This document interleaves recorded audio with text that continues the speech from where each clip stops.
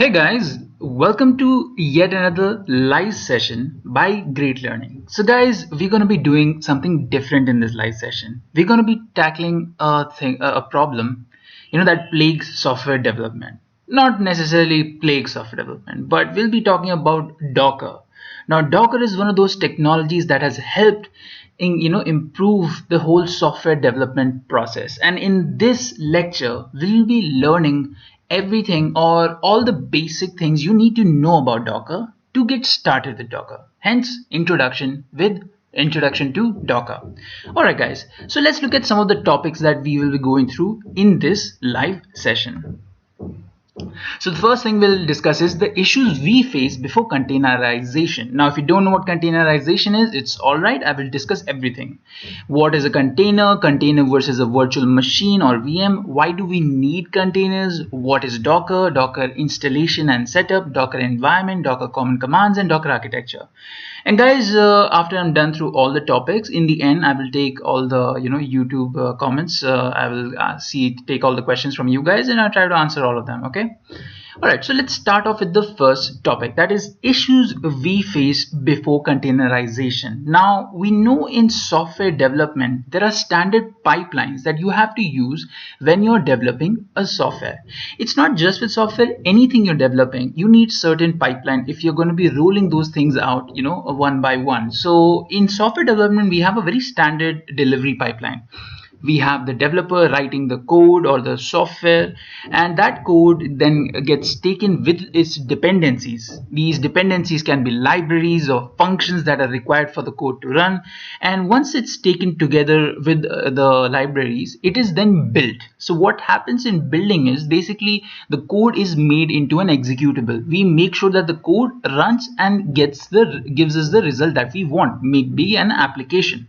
And once it turns into that, the tester will start testing it. He'll apply all the unit test cases. He'll run all automated test scripts to make sure that the code or the software is up to the requirements. And if he thinks that there are no problems in the code, in the software, then he will give it a go, and the software will go ahead for deployment. Now, if we took this example for an education learning website like Great Learning or Udemy, right? So you can see how the standard delivery pipeline is analogous to that. We have a developer, a full stack developer, web developer who creates the software. He takes all the dependencies, all the libraries and functions that are required to make the web code run, and he builds that code. So it's a working website, but the tester then tests it, acceptance tests it, so see if the users will find it appealing and if it's going to be working or not. And if he thinks it's fine, he will give it a go, and that application or that website will go ahead for deployment, and then the end users can use it. But if he thinks that there is an error in this, then he will tell the developer that there is an error or there is something that is not acceptable. So the developer will rectify that problem, and the whole pipeline will repeat. So this is how a standard delivery pipeline works in software development. Now, there were some issues in this standard delivery pipeline. So what are these issues? So let's look at the environments of the developer and testers to understand what the issues can be. So if you look at the developer's environment, let's say that's a backend developer. We'll go with the previous example itself. And the backend developer's environment, we can see that he's using the CentOS operating system. It's a Linux distribution system, and he's using PyTest 5.4.3 to test his Python scripts. So, and he's using PyCharm IDE, that is the integrated development environment. He's writing the code in Django. Django is your backend developing language or framework, and then he has certain dependencies for this code. Now he runs the code using PyTest 5.4.3, and he sees himself if the code is running, and he himself runs a few tests to see if it's a worthy enough code. Now the developer will do his own test, but they in the large scale, it's the testers testing scripts that matter. So let's look at the tester's environment. So the tester has a similar environment where he's using the CentOS operating system. And he has PyTest also, but he has a different version of PyTest. He has PyTest 5.3.0, and he has a different IDE here also. He uses Spider instead of PyCharm, and he's working with the same code and the same dependency. So you can see that there are slight differences in both of their environments. The developer is using a different environment, and the tester is using a different environment. Now they're not that different, but even these small differences can create problems. So what kind of problems can be created?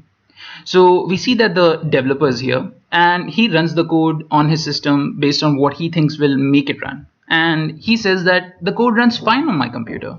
But the tester, when he gives that code to the tester so that tester can run his scripts, the tester says that this code does not run on my system. So why does it run on the developer system and not on the tester system? So let's look at the environments again. Now the environments can give us a clue on what was the issue. So you can see, if you look at them side by side, we can see that the differences here are that PyTest has a different version for the tester and for the developer, and they're using different IDEs. Now the IDEs definitely don't always make the big difference, but they're still different. They were made by different people, and they're used for different use cases. As you can see that the having a different version of PyTest itself can cause a problem here, because some software they do not have backwards compatibility, or they don't have compatibility between different versions. A good example here is again Java 8 and Java 11 don't always have the greatest compatibility. You can run some code in Java 8 that you can't run in Java 11. Similarly, you can run the code here in PyTest 5.4.3 and you can't run that in 5.3.0. Now, why are they different? They're working the same company, right? And they're working on the same piece of code. So they should be knowing that, I should use this or not. But remember, when you're working in such a large organization where there are thousands of developers, thousands of testers, where they don't interact with each other or they don't talk to each other, but they have to do their work. And what they follow is the standards of their team. They might be working in conjunction with a lot of other developers or a lot of other testers, and they use similar, software. Now, in the starting, everything was standardized. Every developer and every tester got notification that you're supposed to use this software. But what happened was that the developer got some new requirements for the software, and he had to shift to a new version of PyTest because he required that to make sure that his code is running well. But that same memo wasn't given to the tester because he wasn't informed about that same thing.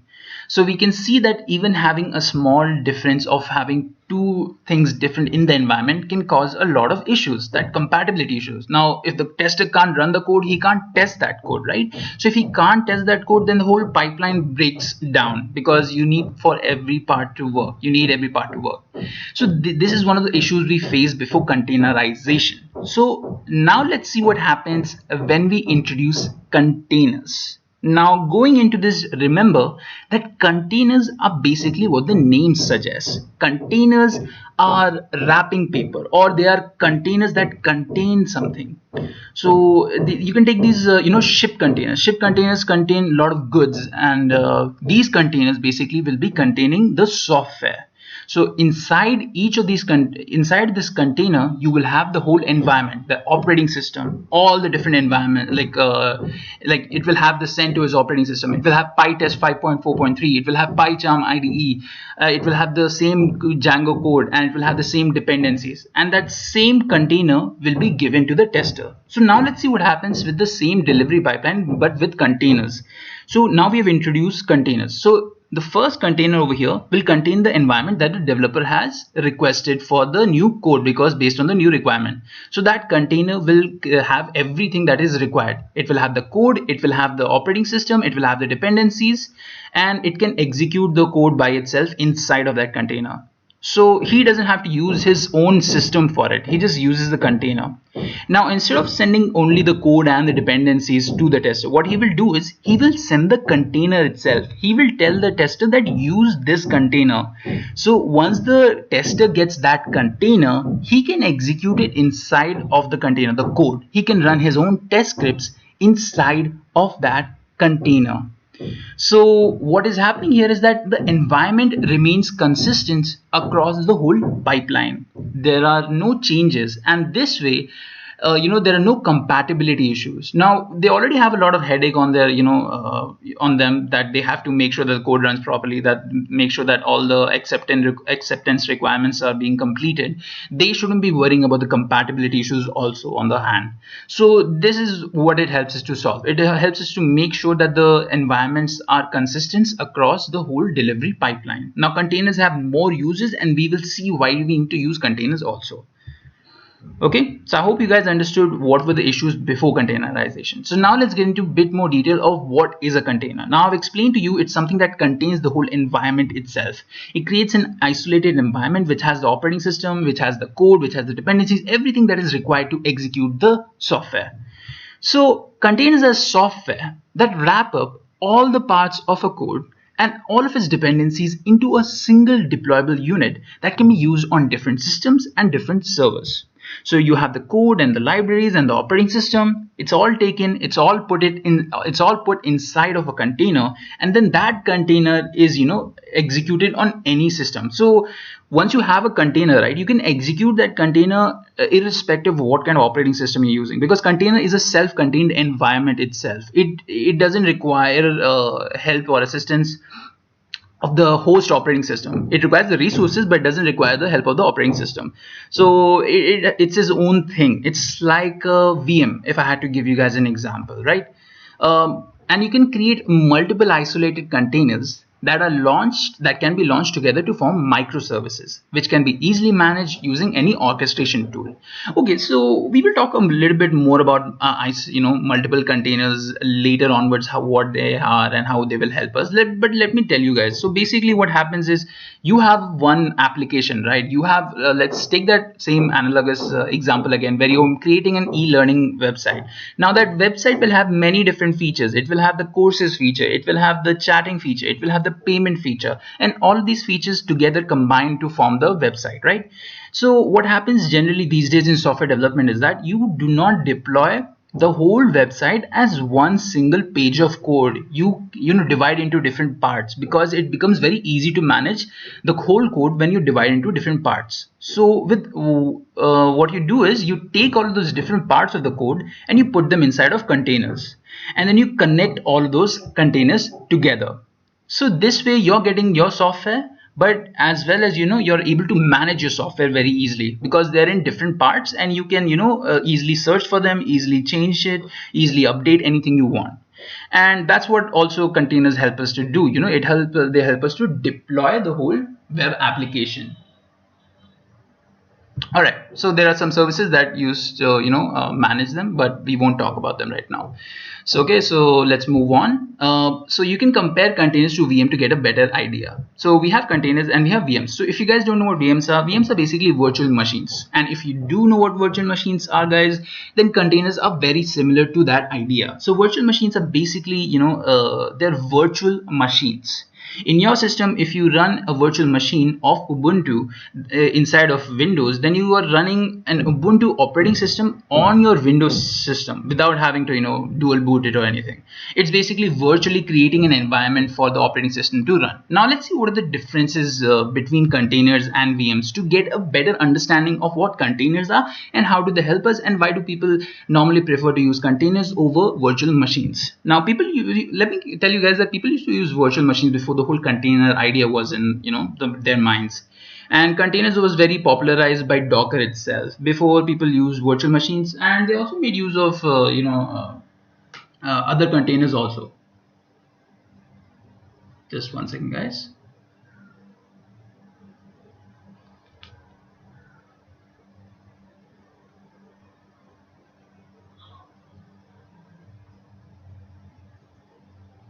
Okay, so now guys, let's take these criterias to compare the operating system and compare the containers and virtual machines. So these are the criteria that we're going to use: operating system, architecture, isolation, efficiency, portability, scalability, and deployment. So we will be using all of these different criteria to compare a container and a virtual machine. So let's start off with operating system. Containers contain only the bare minimum parts of an operating system required to run the software. Now, I've told you guys that they have the operating system, but they don't have the complete operating system. They only have the very, very necessary parts of the operating system. So it won't contain all the UI, it won't contain all the general purpose things of a particular operating system. So if you're using Windows inside of a container, it won't contain everything. It won't contain Windows Music, it won't contain Windows Picture Media. It will only contain the bare necessities inside of the container that is required to execute your code. Whereas in virtual machines contain the complete operating system that is normally used on a system for general purpose. So the normal Windows you use, right, that itself is installed on a virtual machine, whereas in containers it's only the bare necessities. With containers, the updates are very easy and simple to do because they're very small. But with VMs, updates are very time consuming and they're tough. Now let's talk about the architecture. So looking at the architecture will give you a better idea of how containers are associated with their host system. So we have a host system over here. You can see the operating system is there, and inside of that you have apps and services and the kernel, and below it you have the hardware. So in containers, containers basically are apps and services that are isolated from the other apps and services, but they are a part of the kernel. They use the kernel of the host operating system itself, whereas with VM it's completely separate. The VM has its own kernel, it has its own apps and services. So you can see containers here kind of act like normal software itself. You have normal VLC software, right? So containers act like them itself, and VMs are their own operating system, their whole full-blown guest OSs. So this is the architecture of container and VM. Now let's see the isolation. So isolation matters because you don't want your host operating system to be affecting your container or your VM.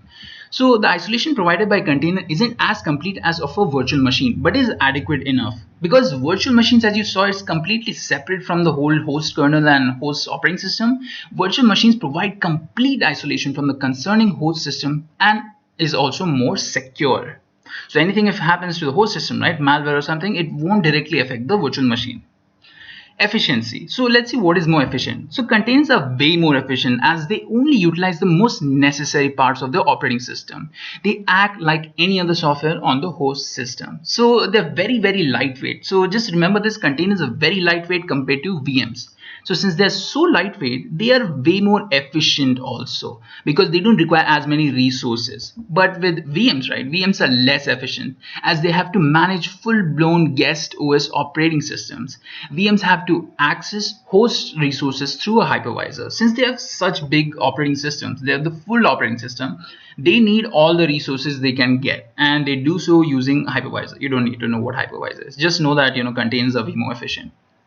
Now with portability, again container wins here because containers are self-contained environments that can be easily used on different operating systems. So irrespective of what operating system is being used, containers can be executed and they can be shifted from one operating system to another also very easily because they are self-contained environments. But with VMs aren't that easily ported with the same settings from one operating system to another. It's very difficult to do it, or it's very time consuming to do it. Now let's talk about scalability. Scalability matters a lot when you're talking about software development. So if you want to expand your software, into different parts, then you definitely need to be able to scale it and make sure that your whole system is very flexible so that it can, adapt to the whole scaling. So with containers are very easy to scale. They can be easily added and easily removed based on requirements due to their lightweight. Since they're so light, you can just remove them and add them just with one command, or just use a load balancer. Then you have VMs. VMs aren't as easily scalable as they are very heavy in nature. Then comes deployment. So when you're deploying your software, you can either use containers or VMs. So how does it happen? So containers can be deployed very easily using Docker CLI, that is a Docker command line interface. So you can type in some Docker command and you can deploy your software, or making use of a cloud service like AWS or Azure. So AWS and Azure have a lot of services that help you, deploy these containers. Even with VMs, AWS and Azure provide you a lot of services, or you can use PowerShell for deploying VMs. So guys, those are the differences between a container and virtual machines. So I hope you guys got a better idea of what a virtual machine, what a container is, and how different it is from a virtual machine.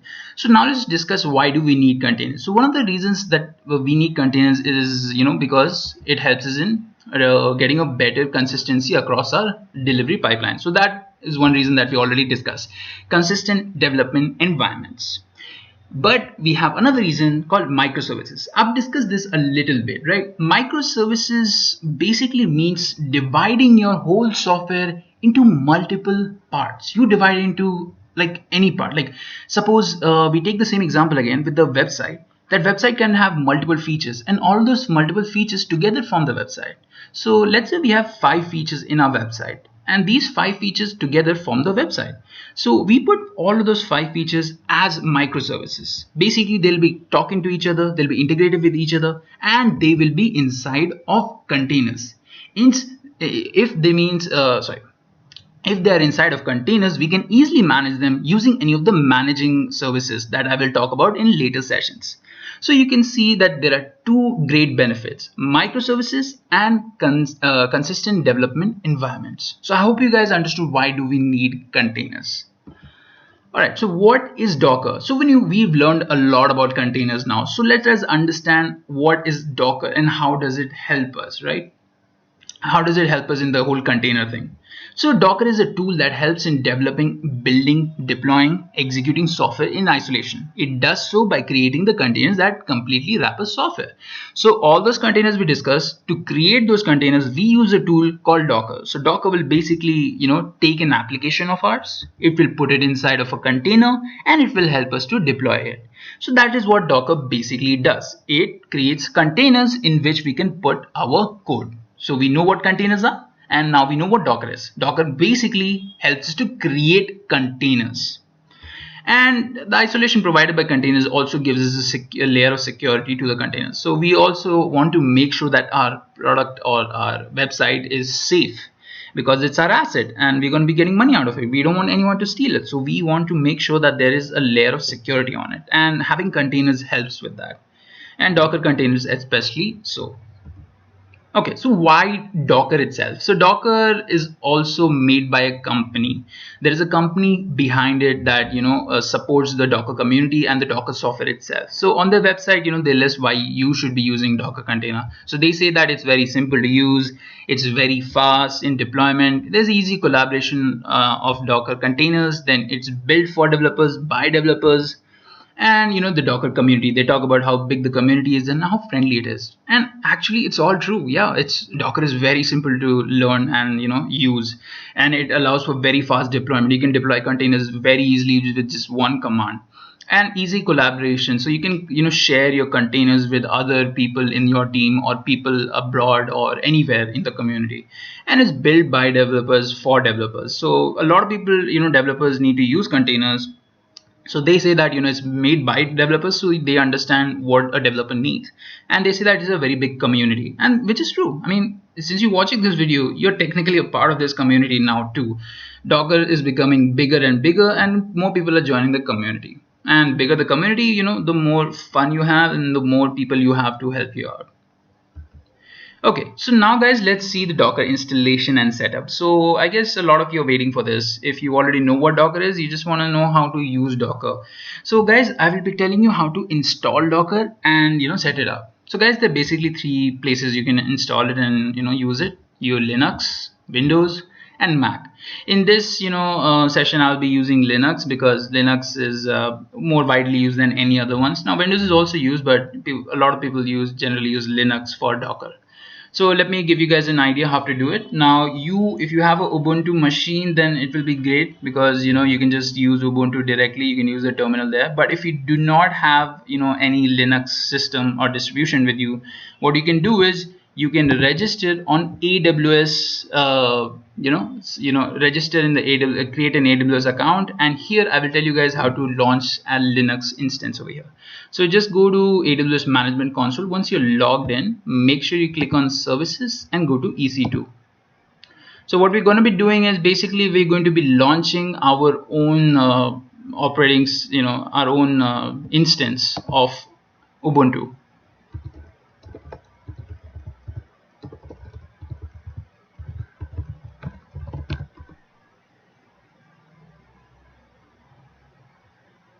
Okay, so we're inside EC2. So once you're inside EC2, go to click on Launch Instance. Click on Launch Instance over here. And once you do that, scroll down. You'll have a lot of choices over here. You can use RHEL. You can use Ubuntu. We're going to be using Ubuntu, so I'm going to select Ubuntu server. So we'll let it be t2.micro. We don't need a lot of memory for using Docker. So I'm going to click on Next Configuration Details. We're going to leave everything default. There's no need for any advanced configuration here. Yeah, we do need to configure one thing. Make sure that you change the security group from to SSH to all traffic. This basically allows us to use this anywhere we want without any network issues. So once you've done that, you can review your settings and then you can launch. But guys, then it will ask you for a key pair, so make sure that you have a key pair. If you don't have a key pair, select over here, click on create a new pair, give it a name. I'm going to give this live session keys. Okay, I'm going to click on download key pair.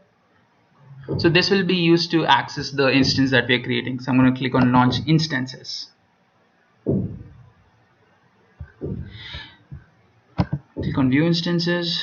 So anyone who doesn't need to use AWS, you guys don't need to watch this, but everything helps. So I'm going to name this Docker. Okay, for clarity's sake, I've named it Docker. So now we have the key to access this instance. So how do we access it? So guys, there is a tool called Putty. So just open a new tab, type in Putty, and go ahead and download this. So what this does is it's basically a SSH client. So if you want to log in into any system from anywhere, you can either use the SSH command, but if you want to use a client for extra configurations, and I recommend you guys use it, just go ahead and click on download Putty here.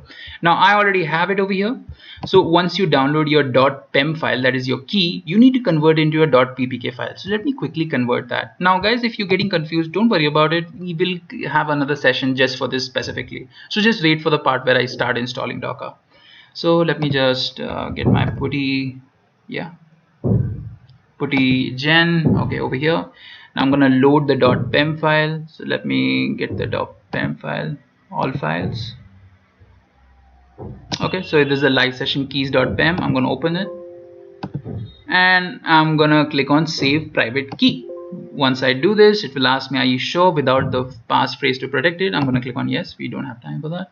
And I'm going to give this again live session. And I'm going to save this. Okay, so now we have our key, guys.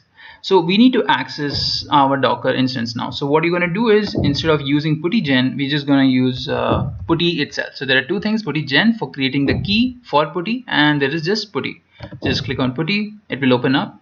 Okay, so there are a few things you need to do. You need to put the host IP address. So this is the IP address of the instance. I'm going to copy it over here, and I'm going to go ahead and paste it over here. And you can obviously, if you want to change the appearance, if to your liking, go to connection, make sure that is 180 so that it doesn't die off if you're not using it. Then click on SSH. Inside of SSH, go to auth and click on browse and get your live session key. Okay, so once you've gotten that, you can click on open. Okay, so when you open it, it's gonna give you this warning. You can go ahead and click on yes, and you can start using your Ubuntu instance, ready-made. No need to dual boot or no need to get extra laptop. Okay, so I can log in. So the username I need to use is Ubuntu. Okay, so I have logged in. So I have my Ubuntu instance. Now we can start installing Docker. So the first step I'm going to do is I'm going to go ahead and get myself root access. So root access is basically admin access for Linux. So this is the command for that. Sudo su. Once you get that, you can see your root access. Okay, so once we have root access, we can start installing Docker. So guys, there are two ways basically to do this. You can either use Ubuntu's own repository for it. That means that just type in apt install docker.io. So this is very easy and it's already there with Ubuntu. So you can just press enter and this will install. Alright, so let me just update this instance also.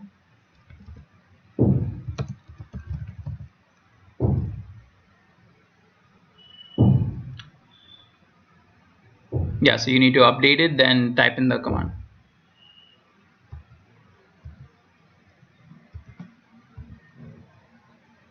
So you can see it now. You can now install Docker. So just press Y for yes, and it will install Docker for us, right? So it's as easy as that. Two commands. So if you're practicing, if you're learning, then guys, just go ahead and use this command because it's very easy. And I think for all beginners and all learners, just do this. Open Ubuntu, update your instance, and just type in the command apt install docker.io. Okay, to make sure you have installed Docker, what you can do is, first I'll clear the screen, and what you can do is you can type in this command systemctl status Docker. So this will give us the status of Docker. Now it tells us that it's loaded, that means it's installed. Okay, so let me just start Docker. So same command, instead of status I'm gonna type in start.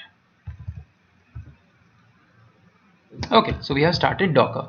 Now there's another method to check. You can type in Docker --version, and this gives us the version of Docker that is installed. So this means that our Docker is installed. So guys, in another lecture I will tell you how to install it officially from the Docker, the latest version, the latest stable version. But in this lecture, just know that you just have to use the command apt install docker.io. Okay, now we will move ahead and go to our next part of the lecture.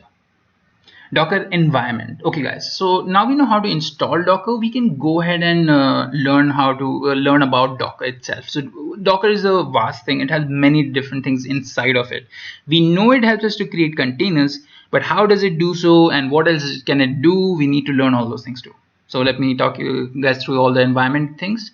So first there's Docker engine, then you have Docker objects, Docker registry, Docker compose, Docker swarm. So just keep in mind Docker engine, Docker objects, and Docker registry for this lecture, because Docker compose and Docker swarm is something more advanced, and I will try to cover those in other live sessions because it will take way too long, and I'm pretty sure a lot of you will get confused if you aren't already. So let's go through the first three, that is Docker engine. So guys, as any engine does, a Docker engine also is responsible for running and managing all the processes. So let's see what are the parts of it. So we have Docker engine, as the name suggests. It's the technology that allows for the creation and management of all the Docker processes. So if you want to create a container, if you want to create a container, then your engine is going to be doing that process. It has three major parts to it. So it has the Docker CLI, it has the Docker API, and it has Docker daemon. So all of these three together form the Docker engine. So Docker CLI is basically the command line interface. It's basically your this. So if you type any Docker commands over here, if I type Docker images, that is a part of the Docker CLI. I'm giving a command to Docker. So I use Docker CLI for that. So once I give that command, Docker API is my connection method. It basically takes the information from my CLI and it communicates that idea to Docker daemon, or that request to Docker daemon. So if I type this command, that is a part of the Docker CLI, and the API will take this request, it will give it to the Docker daemon, and the Docker daemon will execute it and give us the result back. So this is the result back. Okay, we'll talk about this command later. So if a user gave in some command of creating a container that or creating any Docker object in the Docker CLI, the Docker API will take that communication and will communicate to Docker daemon, and Docker daemon will create those things. It can be the container, it can be a Docker network, or it can be Docker volumes or objects. Okay, so I hope you guys understood what Docker engine is. It's basically it basically processes and creates everything, all the requests that we make. Then Docker objects. Now there are a few objects that you guys need to know about when you're working with Docker. So let's go through them. So we have Docker images, Docker containers, Docker volumes, Docker networks, and Docker swarm nodes and services. Again guys, don't get too confused. We will concentrate on Docker images in this live session, containers and images. Volumes, networks, and services we will cover in other live sessions, but I will give you guys a bit of an idea of what these things are. Okay, so let's start with Docker images. So Docker images are a set of instructions that are used to create containers and execute code inside it. So basically, to create a container, you need a blueprint for that container. So a person needs to create a blueprint of a house before he creates the house. Similarly, you need to create a blueprint for the container before you create the container. So this blueprint will create all those details that that are necessary for creating a container. So it will tell us what kind of operating system is going to be used. It will tell us what code, if there is going to be any, is going to be stored inside of the container. It will tell us, if there are any special commands to be executed in the container when it starts up. So let me give you guys an example. If you want to launch Apache server on Ubuntu using Docker container, what you will do is you will create an image, and inside of that image you will write specific things. You will write I want Ubuntu operating system to be installed on the container, I want Apache server to be installed on the container, and I want the Apache server to start using this command line. Okay, so these are what Docker images are. They're basically blueprints for your containers. They're basically a planning phase for your containers, right? You build images and then you run the images to create the containers. I hope you guys understood, and I hope I didn't confuse you guys too much. So if you had Linux as the operating system you wanted, it will be mentioned inside of the image, and when you run the image, the container will have Linux operating system inside of it. Okay, now let's create our own image and work with it. So guys, this is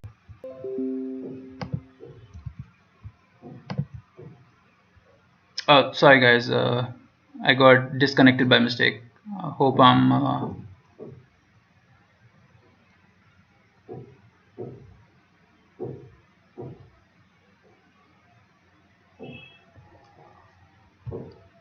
okay. Yeah, so we are back. Okay, so I'm sorry guys, let me just go back. Yeah, so guys, we will now be creating our own image and working with it. So that will basically bring us to the docker common command. So let me come back over here, and let me log in again. Logged out by mistake.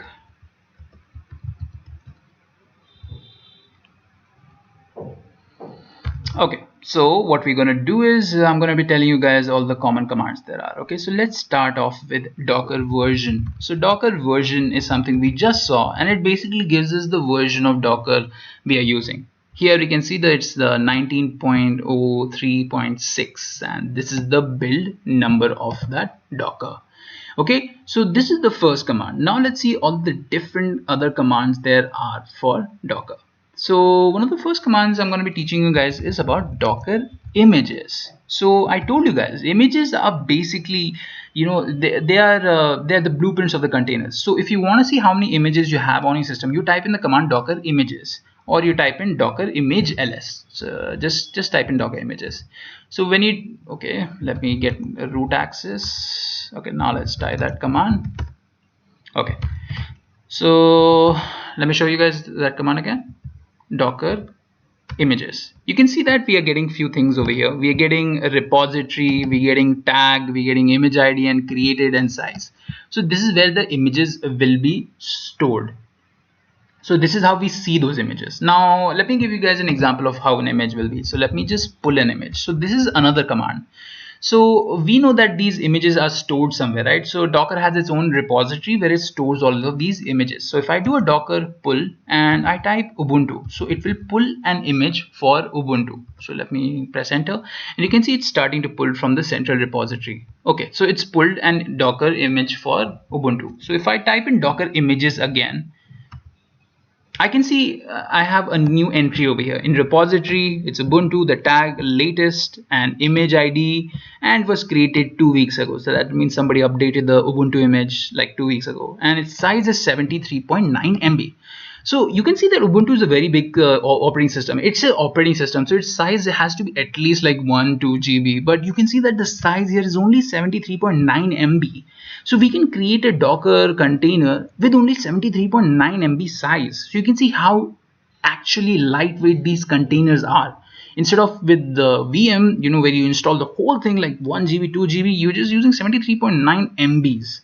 So, and this is the magic of containers. So we have listed our images using the command docker images. Now we will try to run this image. Okay, now we want to create a we want to run a container. So guys, we have our image. To run that image, we will be using the command docker run and the name of the image or the ID of the image. So let me just paste Ubuntu. Now guys, when you're running it, right, you need to make sure you add a few flags also. You need to add -it and -d. So what these flags do, this one basically makes this container interactive. That means we can go inside the container and, you know, change anything we want. And this one makes it that, you know, the container runs in the background. Okay.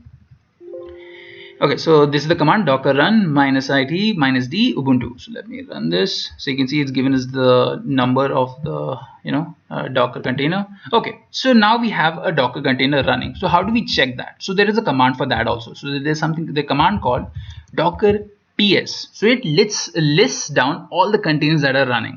So if I type in docker ps, you can see that the container ID, image, command, created, status, and this is the container that we ran. This is the Ubuntu container. So it was created 17 seconds ago, and status is that it's up. It's not, you know, closed down.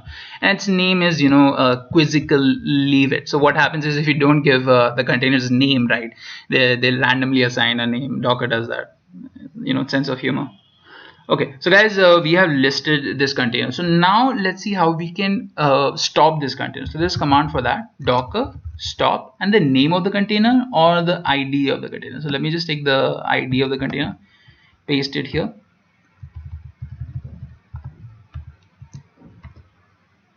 Okay, so it's stopped. So if you do the docker ps command again, we don't see the container anymore, right? So container is not being listed. Okay, so if we want to see the container, we can type in docker ps -a or -a. So what this will tell us, it will list down all the containers irrespective of whether it's exited or stopped. So you can see it's been exited over here 15 seconds ago. Now there is another command, let me show you guys, docker rm. So what this command does is it removes the containers. So if I do docker rm -f, this is forcefully removing a container, and type in the image container ID, you can type in you can put in the name also and then press enter. You can see that it's being removed. So if we do a docker ps a again, we won't see anything because we have completely removed that container, right? So that is the command for it. You can use docker kill also. You can docker kill and the name of the or ID of the container. Yeah. Okay, so this won't do anything because there are no containers like that. Okay, so now I want to show you guys how we can enter the containers themselves, right? So to enter the container, we need to first start up the container again. Docker run -it -d ubuntu. So if I do a docker ps, we have a new container running. You can see the name is a little bit different. It's zen leave it. Now we want to enter this container. So the command for that is docker exec -it, the name or the ID of the container, and bash. So basically we're executing it by making it interactive and the name of the container, and we want to open a bash. So if I press enter, you can see that the shell is changed. It was the AWS instance before, now it is the container ID. So that means I am inside of the container. Okay, so if I do an ls over here, you can see that all the basic things inside of Ubuntu are here: the bin, the boot, dev, etc, home, libraries, and etc. So guys, we are inside of our container now, right? We can exit it also. If you want to exit, just type in exit and you will come back outside. Okay guys, so these are the basic commands you guys need to know. Alright, so let me just explain one more basic command. If I do docker images again, now if you want to add or remove images, I'll tell you guys about that also. So I'm going to type in docker rmi. So if you want to remove an image, you type in docker rmi remove image and then give the image ID or the image name.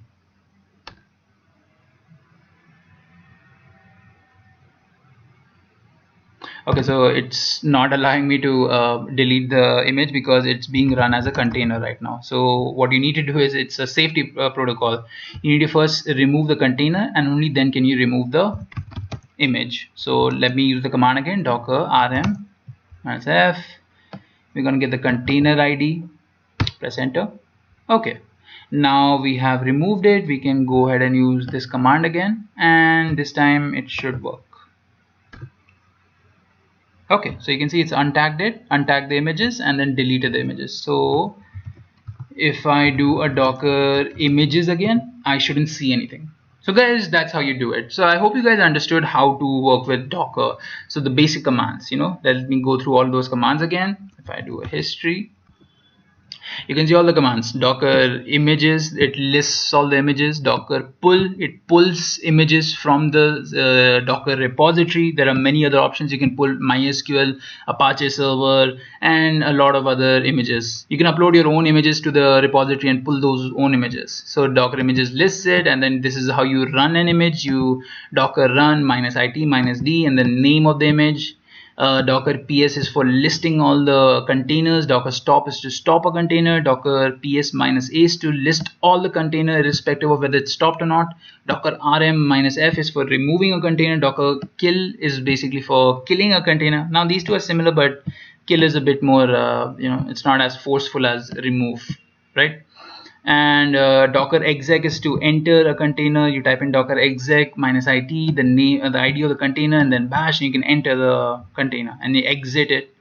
And RMI is for removing images. So guys, these are the basic commands you need to know Docker to work with it, right? So now you can know how to pull a Docker Ubuntu image and run that Ubuntu image. Okay, so guys, now let's move on. So Docker volumes. So that was the more important part. Now I'm going to go and explain all the other parts like volumes. So Docker volumes are basically persistent storage locations for containers. They can be easily and safely attached and removed for different container, and they're also portable from system to another. So basically volumes are like storage devices. Now if you guys remember, we had a Ubuntu container, right? Now what if I wanted to create a storage device for it? Like what if I wanted a permanent storage for Ubuntu? Even after I stop the container, I want some information from that container to be stored. Like it might be some metadata, it might be logs, or it might be some file I've created inside the container. So for that purpose, we use volumes. Volumes are basically storage devices. They're like hard disks for containers.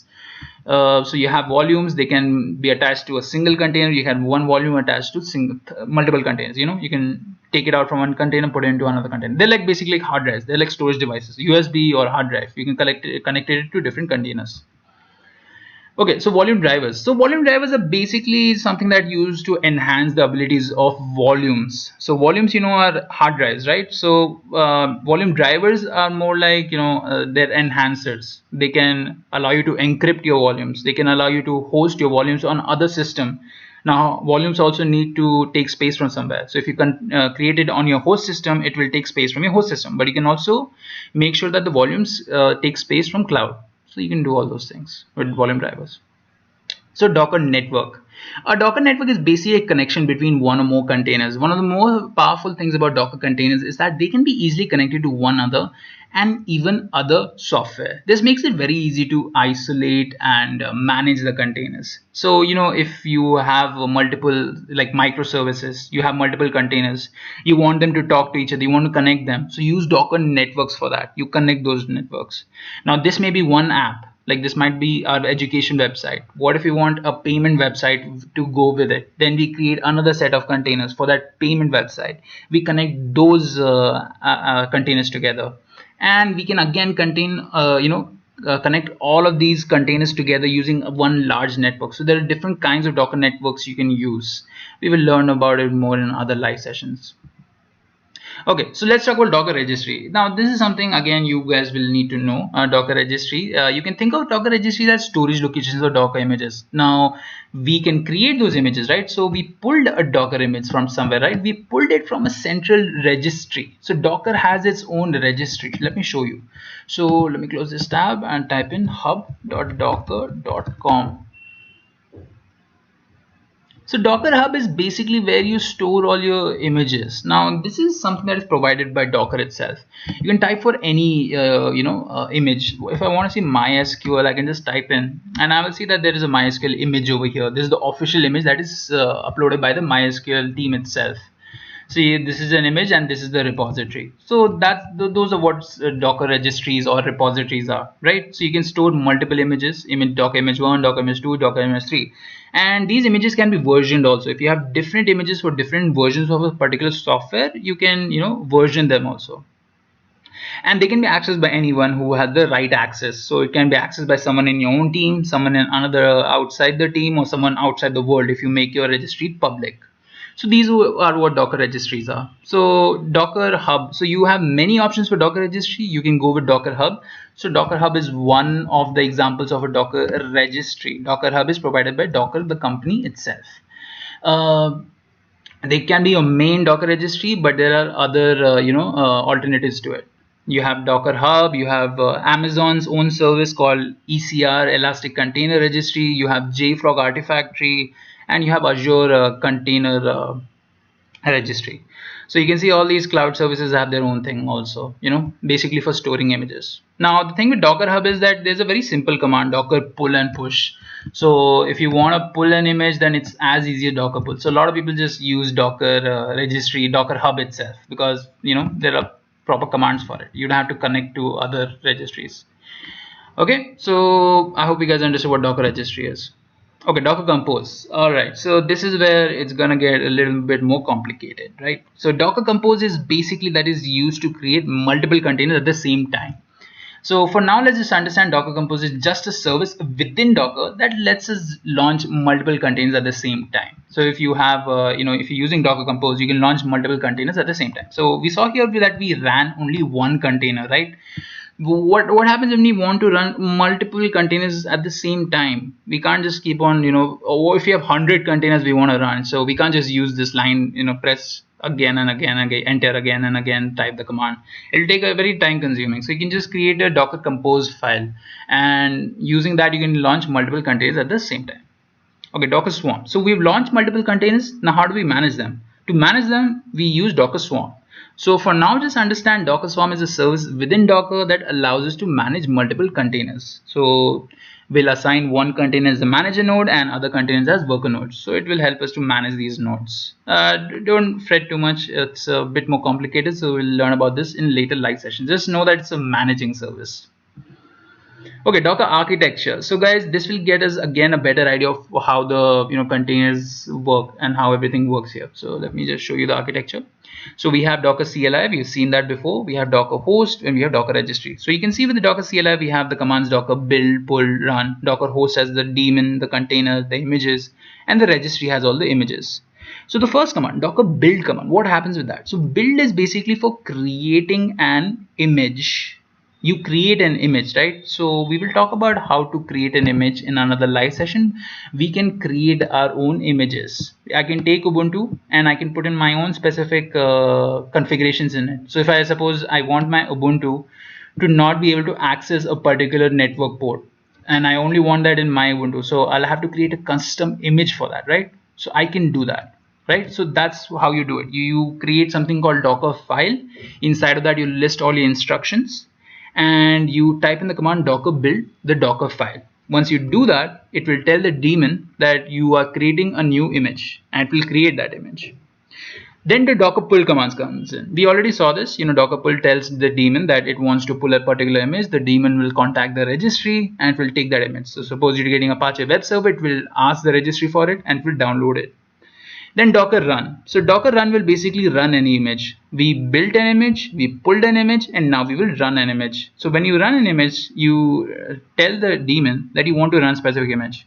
So it will take that image and will create a container out of it. So guys, this is how your Docker works. Build, pull, run. So build creates the image, pull pulls an image, run runs an image into a container. So I hope this was very clear for you guys what Docker does and how it works out, right? Okay guys, so before I end, I will take questions from the YouTube live chat. So if you guys have any questions, please go ahead and ask me. Okay, so let me just open the chat.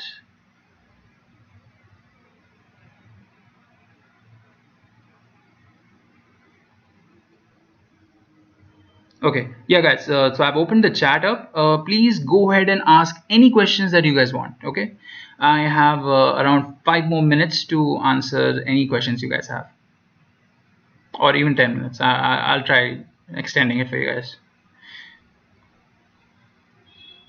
Oh, thank you, Radhakrishna. How to create a website using Wix?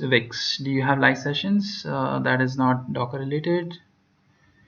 Yes, Arvind, the Swarm is a manager of Compose. It's not exactly that, but just like you guys keep it in your mind that Docker Swarm is used to manage multiple containers. Like to create those multiple containers, you use Compose. But to manage those multiple containers, you will be using Docker Swarm.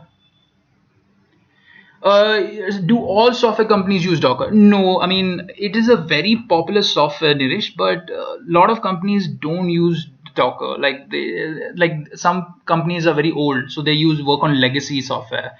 They have their own pipelines, but a lot more companies are shifting to Docker. So it's definitely used a lot, like a lot.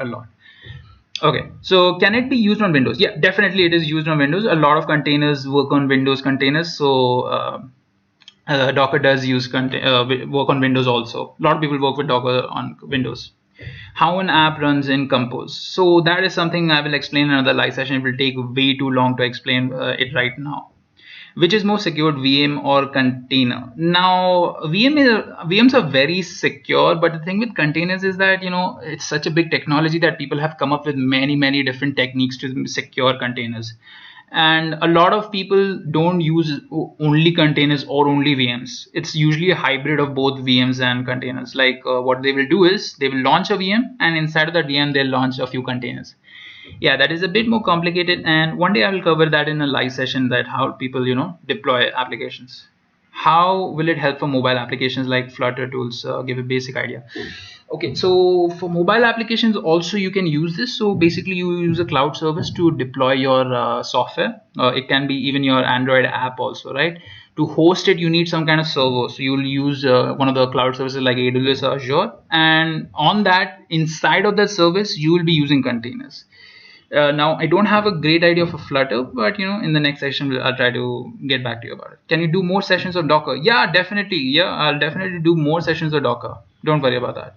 Next class should be on Kubernetes practice.